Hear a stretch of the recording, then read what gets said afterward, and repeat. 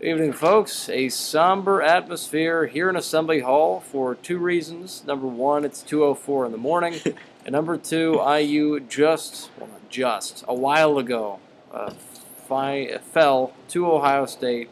Final score 67-58. In case you can't tell, we're both a little punch drunk. I'm Jimmy Cavanaugh, joined by Drew Lamontagna. After a really solid game, it was well played for the most part. There were parts of it that were a little disappointing, some solid senior day festivities, and then a long wait for Tom Crean and the players.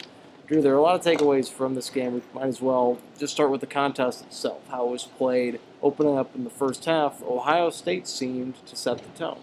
Yeah, I mean, I think it all started when Victor Oladipo and Cody Zeller got in foul trouble. Oladipo was limited just a few minutes in the first half, didn't even attempt a field goal. And that kind of, Crean said in the press conference, when he's out of the game, it just makes you realize how important he is to this team. So him on the bench for the majority of the first half, I think, definitely hurt Indiana's chances. Opened it off well in the second half, but it was, a little bit too little too late. And I think the costly turnovers, were a big part of tonight's loss. Even the second half was interesting because they came out and they were a completely different looking team for the first 4 minutes or so. Victor Oladipo, the primary ball handler, he took the ball from Yogi. He was the one bringing up the court. He set the tone, and IU had a 3-point lead, a 5-point lead that they eventually gave back. Part of it was Yogi taking over primary ball handling. That was something that happened right around then. The offense didn't look as assertive. They weren't hitting jump shots. They finished right at around 40% for the game, just below it as a matter of fact. And the offense just didn't look like the offense we've come to expect from this IU team. They looked out of sync. Yeah, I think, like you said, a lot of it had to do with, to start the second half, Oladipo was taking the point, and then that kind of got, bumped to Yogi, and he started taking control, and that's when IU sort of took the downhill road. But I think that a lot of it has to do with just, we noticed in the first half, Crean substituting players a lot. I think there was 10 players that saw action in the first half, and it continued in the second half. I don't think Indiana was able to get into a solid rhythm offensively. And like I mentioned earlier, the turnovers, it didn't seem like Indiana was into it as much as Ohio State was. I think they didn't get into a rhythm, and that they never got into a groove offensively.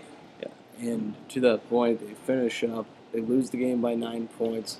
Senior night speeches were touching. We'll get to those in a second.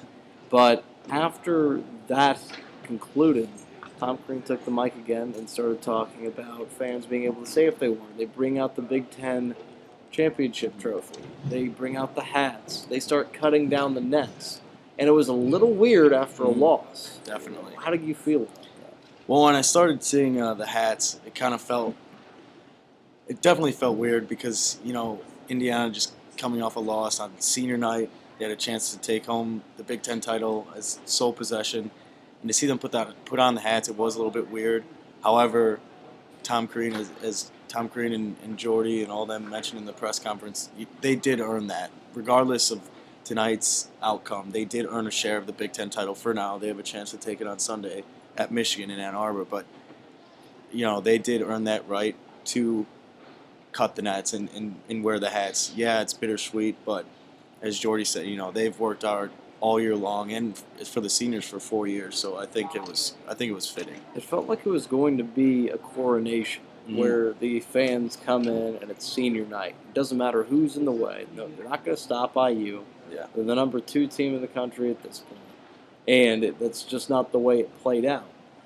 And going forward, that'll be something worth keeping an eye on. If they don't end up beating Michigan and they tie for this, they're talking about hanging a separate banner for this Big Ten championship. That's something that the fans, I think, will be a little leery about. But that's another story, I guess, for another time. Senior night, also tonight, some very touching speeches. Jordan Hulls, in particular, Christian Watford and Derek Elston, very moving as well. They all had their separate positive points. Which one was your personal favorite? I'm going to go, although Jordy was very touching, I've always, respected him as a player and a person. I was very, not surprised, I was a little moved by Derek's speech because I don't think people really know the real Derek, at least before tonight. He's a very multi-layered individual with, he's, the tattoo and the big broad shoulders might be a little deceiving to the person he really is. He really is a down to earth kind of guy, and it was nice to see that, and it was nice for the fans, for everyone to see like everything that he's really about, and where he's come from, his family past that he talked about, and just how he's grown as an individual. So that was cool to see. Let's look ahead to Michigan for a second. The book is closed on IU's playing at Assembly Hall this season. 25-5 right now, going into Ann Arbor. They're going to play in Chrysler, final game of the year for the Big Ten championship. They win, they get it undisputed. They lose, it's a tie. Throws all sorts of things into effect for the Big Ten tournament. That makes it matter. What do we expect going into Chrysler? Well, they have this loss to look back on. They have to watch the tape. As Crean mentioned in the press conference, obviously it's late. They're not going to watch the tape right now, but there's a lot of things that they can take away from this. And as Crean mentioned, all the mistakes that they made in this game are correctable. You know, they just have to look at the film, practice, make the changes necessary, because when you go into Ann Arbor, that place is crazy, just as crazy as Assembly Hall. But did you see it any other way? I remember talking with my friends at the beginning of the season, like, hey, like if it comes down to it, the last game is at Michigan, could come down. That's the way it happened, and I'm excited. It should be a really good game. Almost seems like the Ohio State game for the Big Ten title was bred from heaven. It was a little too fortunate, and IU hasn't done things, for the most part, the easy way all year long. I would be interested to hear your thoughts on this. It seemed like it was the first game for a belt that IU wasn't able to come in. Every other big game, North Carolina in the Big Ten ACC Challenge, the first Minnesota game, first Michigan State game, the second one there to boot, the first Michigan game, all those big-time games rode on Columbus, and they answered the bell every time. Not so here tonight. What was the difference? I think an important thing to consider is the fact that Ohio State might be peaking at probably the best time in college basketball right now. They're one of, if not the hottest team in the NCAA right now. They've been playing outstanding.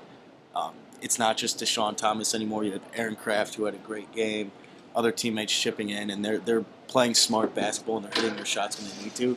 So to Indiana, you have to give credit where credit is due. Ohio State is playing phenomenal, but you're right. This was one of the big games up there with Michigan State and at Columbus, so it was a little disappointing to see, but I'm excited for Sunday. It'll be fun to keep an eye on. Drew, any final thoughts before we kick this thing off? I saw some good big heads today. I had some Dwight Schrutes. It was a Kilroy's big head. I didn't even know they had a Kilroy's big head, so that was always good to see. The more you know. Yeah, I like the big heads. I think your final game, too, at Assembly Hall. It is my final game. So Assembly Hall. As all the players said, it's a little bittersweet. It's bittersweet, Drew. It's bittersweet, but I'm glad to have done with you, Jimmy. We got it. Awesome. We got it. All right. I guess that's all the time we have, folks, for Drew Lamontagna and Michael Felsh way off there in the distance. He's not on camera, but still. I'm Jimmy Cavanaugh saying good night. Travel well, folks. We'll catch you next time. Thanks for watching.